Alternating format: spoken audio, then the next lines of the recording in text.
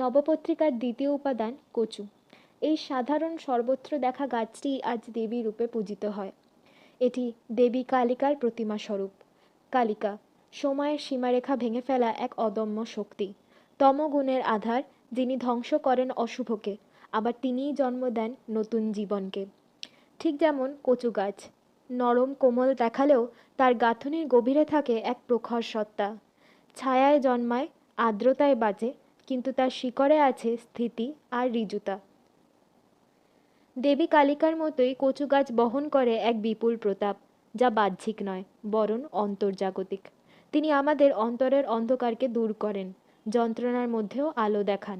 তার রূপ ভয়ঙ্কর, কিন্তু তার শক্তি নির্ভেজাল স্নেহ। এই কচু আমাদের শিক্ষা দেয় অন্ধকারও আশ্রয় দিতে পারে, যদি তা হয় দেবীর ছায়া। এভাবেই কচু রূপে দেবী কালিকা নবপত্রিকায় অধিষ্ঠান করেন। তমগুণের উপাসনা নয়, বরং তা অতিক্রম করে আলোর পথে যাত্রা করার আহ্বান।